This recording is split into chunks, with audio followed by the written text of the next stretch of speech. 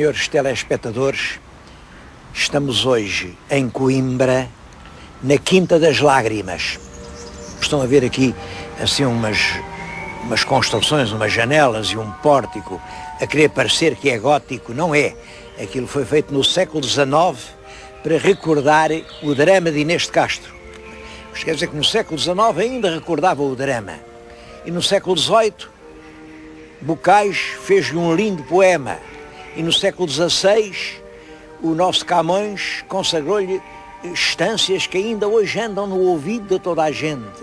E no século XIV, o Dom Pedro fez daqueles espantosos túmulos que estão em Alcobaça. Quer dizer, vou-lhes falar de um drama que nunca mais se esqueceu. A morte de Inês de Castro. Aquela a quem Camões chamou a mísera e mesquinha, que depois da morte foi rainha.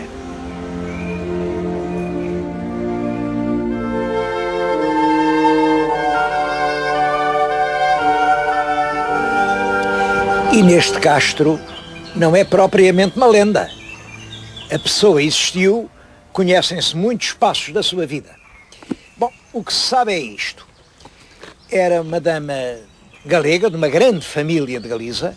Grande família, ela própria era bisneta de um rei, o rei Sancho IV, um grande rei. A bisneta é certo que, por uma via ilegítima, o rei Sancho IV teve uma filha legítima que veio a casar com o rei de Portugal, Dom Afonso IV. E teve depois uma filha ilegítima, que casou também, e foi mãe do pai da Inês de Castro. Portanto, a Inês de Castro é bisneta do Sancho IV, por via bastarda. O rei de Portugal é neto do Sancho IV. Quer dizer, eles eram primos entre si, mas isto é só para lhes dizer que Inês de Castro é uma figura da primeira nobreza, uma figura opulenta. Além disso, parece que era muito bonita. Chamavam-lhe a Colo de Garça. Ora, colo queria dizer pescoço. Bom, a garça, como sabem, tem um pescoço muito alto. Isto representa que devia ser uma mulher de uma grande elegância. Veio para Portugal em 1345 como dama do séquito da rainha Dona Constança, quando o nosso príncipe, o príncipe herdeiro, que era o Pedro, a que a gente chama Pedro Cru, casou com a princesa espanhola, Dona Constança, e a princesa, como de costume, trouxe um séquito de jovens consigo. Uma delas era a Inês de Castro. Parece também, é verdade, que o nosso príncipe Dom Pedro casa com a Dona Constança, mas deitou logo os olhos para aquela lindíssima rapariga que vinha com ela, a Inês. O príncipe teve da Dona Constança filhos, um deles, o Dom Fernando, que veio a reinar em Portugal, teve outros, mas entretanto a rainha morreu do parto do último filho, naturalmente. E o rei ficou viúvo, e aí liga-se abertamente à Dona Inês de Castro. Passa a viver com ela, havia aqui um palácio, estiveram aqui nestes bancos, junto desta fonte. Eles viviam aqui, tiveram 3 filhos, e isto é que é surpreendente. Em 1355, exatamente no dia 7 de janeiro, a começar o ano, o rei Dom Afonso IV manda os homens encarregados de fazer justiça e aqui no paço onde ela vivia, no Paço Real, ela foi degolada.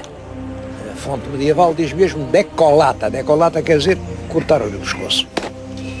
Porque é que o rei de Portugal, Dom Afonso IV, manda cortar o pescoço à doce companheira do seu filho? Isto é realmente um facto político, é fundamentalmente político.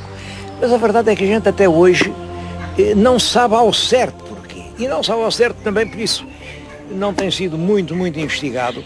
Eu julgo que o melhor livro, o livro mais autorizado sobre o assunto até hoje escreveu é este, Inês de Castro, do professor António de Vasconcelos. Era aqui professor da Universidade de Coimbra, e que já foi publicado em 1928, quer dizer, é um livro que tem quase 100 anos. Ora bem, apesar de quase centenário, depois deste livro, nada se adiantou sobre o mistério da morte de Inês de Castro.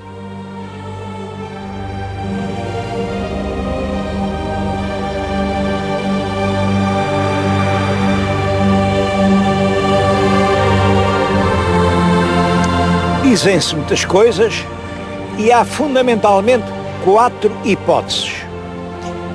O rei mandou matar Inês porque aquela ligação do príncipe com aquela mulher, sem estar casado, aquilo era contrário aos bons costumes. E o rei era muito severo, mas a mais viver aqui assim, num sítio que tinha pertencido à rainha Santa Isabel, o rei achou aquilo mal e foi por isso que ele e os seus ministros entenderam que Inês devia ser morta. Eu nessa razão não acredito, porque era frequentíssimo, era a regra geral, os príncipes terem sempre mulheres com quem viviam, e isso não parecia mal a ninguém nessa altura. A segunda razão, já pode ser mais importante, é que os fidalgos portugueses sentiam uma grande rivalidade com o crescente poder que estavam a ter os castros em Portugal. Os membros da família de Inês de Castro, protegidos naturalmente pelo príncipe Dom Pedro, estavam a ocupar posições cada vez mais importantes. Bom, isto, na política, houve sempre essas rivalidades. Pode haver nisso algum fio de verdade. Outra coisa que se diz é que o velho rei Dom Afonso IV queria proteger a vida do neto, Dom Fernando, neto, filho de Dom Pedro e da rainha Constança. Era pequenino, mas agora o Dom Pedro estava a ter aqueles outros filhos, daquela rapariga quem gostava tanto, e quem sabe se ele quisesse que os filhos, algum dos filhos viesse a ser rei de Portugal, e certamente esse seria o desejo de Inês de Castro, a solução era eliminar o pequenino Dom Fernando, e com 10 reis de peçonha, despachava o garoto, e quem sucedia no trono eram realmente os filhos de Inês de Castro. Portanto, o rei de Portugal, o Dom Afonso IV, para proteger a vida do neto, teria mandado matar a Inês de Castro. É possível, mas também não temos nenhum documento que nos diga que isto era assim. Uma outra razão, e essa já tem alguma verosimilhança, é de que nessa altura há em Castela uma sangrenta guerra civil. Os nobres levantaram-se em força contra o rei Dom Pedro, também era Dom Pedro lá e cá. O nosso era Dom Pedro I, o outro também era Pedro I e também se chamou o Cruel. Houve uma guerra tremenda, conduzida pela nobreza, porque eles não queriam aquele rei, queriam substituí-lo. Substituí-lo por quem? Bom, uma hipótese era pelo nosso Dom Pedro, porque o nosso Dom Pedro também era neto do grande Sancho IV. Tal como o Pedro Cruel que eles queriam depor, esse era neto por lado do pai, havia o nosso Dom Pedro, que era neto pelo lado da mãe. Portanto, e é verdade, este facto é verdadeiro, que no ano anterior à morte de Inês de Castro, em 1354, o nosso infante assumiu publicamente a chefia da rebeldia espanhola, quer dizer, pôs-se à frente dos nobres revoltados, disputando a coroa de Castela. Isto era uma asneira. O nosso Dom Afonso IV defendeu sempre a neutralidade portuguesa. Nós não temos nada que nos meter nas guerras dos outros. Daí só nos tem vindo mal. Só há realmente complicações e, portanto, ele não queria os portugueses metidos na Guerra Civil Castelhana. Ora, quem servia de ponto de contacto do nosso Dom Pedro com os rebeldes era precisamente Inês de Castro. Seria por isso que o rei mandou matar Inês de Castro, para defender a paz portuguesa. Bom, a essas razões eu permito-me, com um pouco de fantasia, acrescentar uma outra. É que o nosso rei, Dom Afonso IV, não tinha razões para gostar nada daquela linda Inês. Nada. Porquê? Essa Inês tinha sido criada, pequenina, fora de Portugal, no Castelo de Albuquerque, e chamava mãe a uma grande fidalga espanhola, Dona Teresa Martins, que tinha casado nem mais nem menos que com aquele Dom Afonso Sanches, de quem eu já lhes falei. Dom Afonso Sanches é o homem que parece que o Dom Dinis era filho de Dom Dinis, como o Dom Afonso IV, mas era filho bastardo. Era um homem muito inteligente, muito capaz. O Dom Dinis fê-lo, o mordomo-mor do reino, e o Afonso IV julgava que o pai o queria pôr no trono. Quer dizer, o rei Afonso IV fez uma guerra feroz ao Afonso Sanches, quis condená-lo à morte, só não matou porque não apanhou, mas matou no irmão, mandou degolar, em Lisboa, mandou degolar. Ele mandava matar com muita facilidade o nosso Afonso IV. Isso é preciso ter presente. O homem que mandou matar Inês de Castro mandava cortar a cabeça com muita facilidade. E aquela menina era nem mais nem menos que uma menina que vinha de Albuquerque, que chamava mãe à viúva do tal odiado Afonso Sanches. Isto era uma razão para querer mal. Para querer mal e para aceitar qualquer das outras razões que lhe deram como boa. Fosse como fosse, é certo isto. O rei Dom Afonso IV, no seu castelo de Montemoro Velho, que não é muito longe daqui, reuniu o seu conselho da coroa, os seus conselheiros mais importantes, e foram todos de opinião que era preciso sacrificar a vida daquela jovem mulher. E foi assim que, neste caso, foi efetivamente degolada.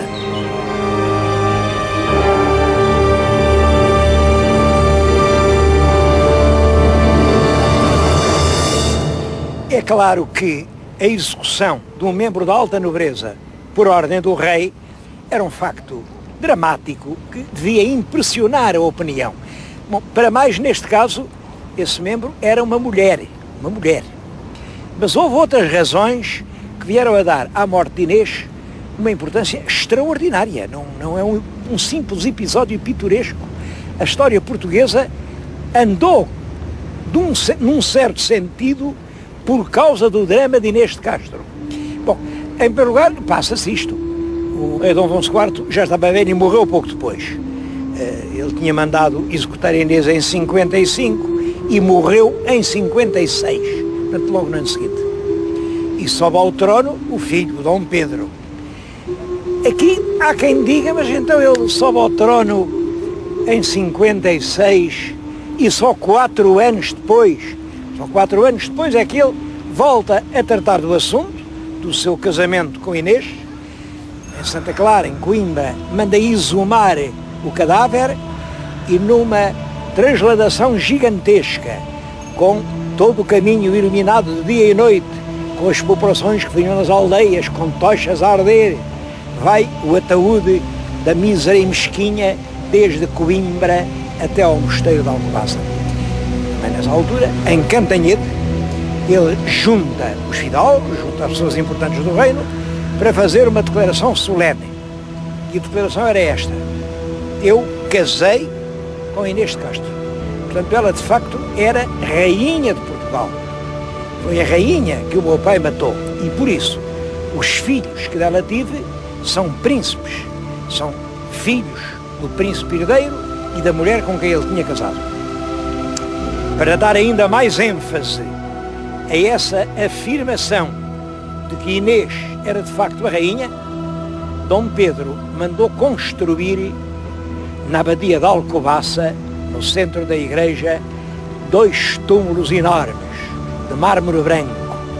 No lado está Inês com a coroa de rainha e do outro lado está Dom Pedro, também com a coroa real. Esses monumentos lindíssimos, não há outros túmulos tão grandiosos em Portugal como esses. Tudo isso contribuiu para introduzir uma lenda poética sobre Inês de Castro. Bom, mas mais tarde, já no século XVI, Camões, quando escreve os Lusíadas, volta a pegar no assunto e dedica-lhe nem mais nem menos que 20 estrofes. No canto 4 estavas, linda Inês, posta em sossego de teus anos colhendo o doce fruto, naquele engano da alma ledo e cego que a fortuna não deixa durar muito, nos saudosos campos do Mondego, de teus formosos olhos nunca enxuto, aos montes ensinando e às ervinhas o nome que no peito escrito tinhas. Claro, o nome que ela tinha escrito no peito é o nome de Pedro. É de certo modo surpreendente que Camões, que no relato da história portuguesa dos Lusíadas usa de um grande equilíbrio, nunca dedica muitos versos a um pequeno pormenor, a este caso da Morte de Inês e ao outro do Magriço, do Cavaleiro Andante, tenha dedicado uma parte tão grande do poema. No caso do Magriço, eu sei porque foi. O Magriço era da família dos Coutinhos e ele devia ao vice-rei da Índia, Dom Francisco Coutinho, grandes favores. Neste caso, realmente não sei o que terá levado Camões a dedicar tão grande extensão do canto quarto à morte da Inês. Ele aqui, como sabem, diz os saudosos campos do Mondego, saudosos por uma razão. Ele, em muito novo, quando era pajem, serviu aqui, em São Martinho do Bispo, na casa do Comendador de Cristo, que era o amo dele, o marido de Violante. E, portanto, desses tempos de juventude, conservava uma recordação poética. É isso que quer dizer saudosos campos do Mondego.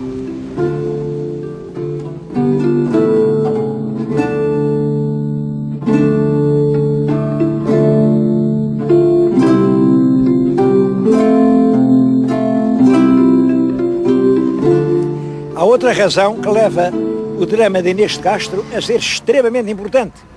E é esta. Quando morre Dom Fernando, em 1383, o Dom Fernando morre, deixa uma filha, que é a pequenina Dona Beatriz, e manda aclamar, segundo as regras, aclamaram a menina, a Real, por Dona Beatriz, Rainha de Portugal. Só que a menina estava casada, imaginem, com o rei de Castela. Então como é que uma menina casada com o rei de Castela vai ser Rainha de Portugal? Bem, os povos não gostaram, zangaram-se, diziam, não, até há uma frase muito bonita no Fernão Lopes, diz que o povo respondia, eu não acredito que acho gramática há mais para o povo, mas o que lá está é que o povo respondia, a Real, quem cujo reino for levá-lo-á. Quer dizer, o próprio povo não sabia quem era de direito o rei de Portugal. Bom, mas o rei de Portugal seria o filho mais velho de Inês de Castro, o infante Dom João, se realmente Inês de Castro tivesse casado com Dom Pedro em sendo infante. Isso discutiu-se muito aqui em Coimbra, nas Cortes de Coimbra, que era um lugar ali, na Alcáçova, onde está a universidade. É Fernão Lopes quem nos conta isto. Aparece um grande jurista, o João das Regras, e prova isto. Não, eles não eram casados. E a prova está aqui, e mostrou uma bula de 1361, em que o Dom Pedro pede ao Papa que tinha sede em Avinhão nessa altura, que lhe legalize o casamento e legitima os filhos. E o Papa diz que não. Bem, discutiu-se muito, o Fernão Lopes conta isto, mas o João das Regras certamente inventou a bula, que nunca ninguém viu. Ora, devo dizer uma coisa, a bula existe. Dois religiosos investigadores no século XIX encontraram realmente o registro da bula. Só que a bula não diz que o Dom Pedro não casasse. O que diz é que o Dom Pedro pediu ao Papa que legitimasse o casamento.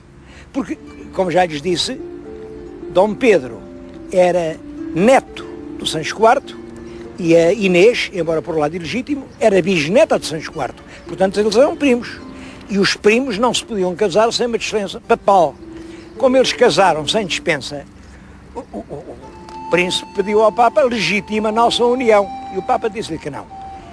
Isto não quer dizer que não casaram, quer dizer o contrário. Quer dizer que casaram. e posteriormente pediram, enfim, ao Papa que legalizasse a união. E os filhos nascidos num casamento desse género, um casamento que se deu, mas que posteriormente foi declarado não válido, esses filhos têm todos os direitos. Isto quer dizer que o argumento de João das Regras realmente não tinha valor. Só provava que eles tinham casado de facto e que depois o Papa não tinha homologado a decisão. Portanto, Dom João seria de facto o rei de Portugal. Bom, mas não foi essa a tese política que triunfou, foi a do mestre Davis. Entenderam, bom, se este não era filho legítimo, vamos ter que escolher um bastardo.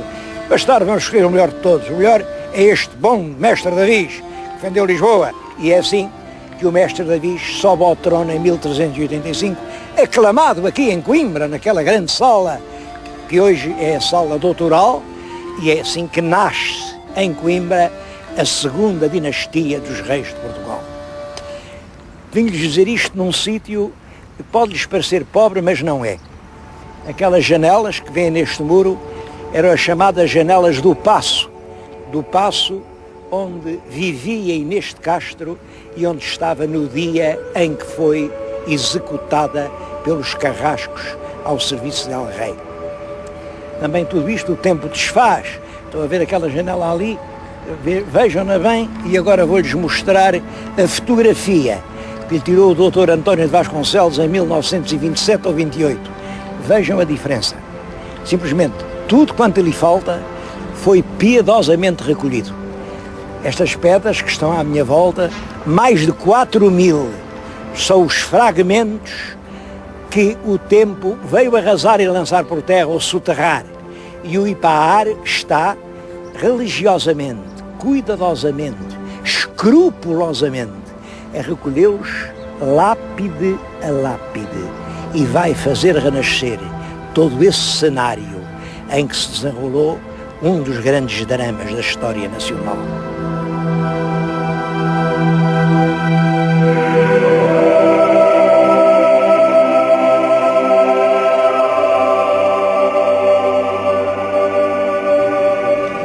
O drama da morte de Inês de Castro deu origem a uma grande literatura. A literatura, a música, a óperas, a cinema.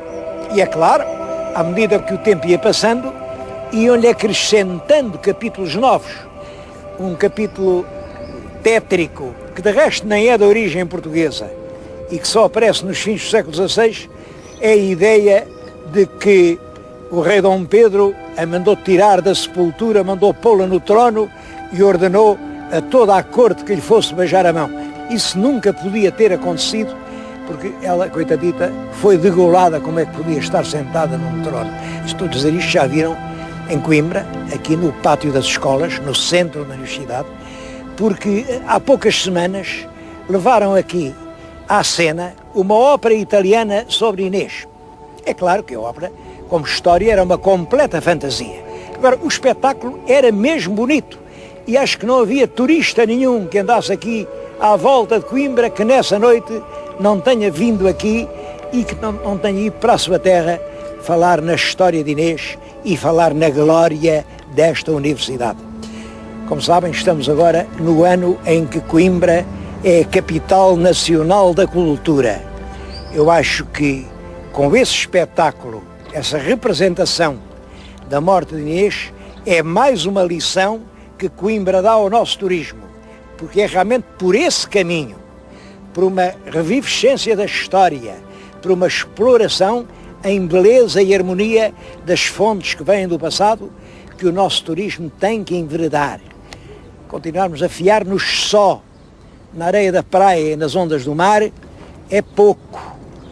Claro que o mar é bonito, as orelhas são douradas, mas isso é o que toda a gente tem. E o que nós precisamos de mostrar é o que só nós temos. Por exemplo, a nossa história.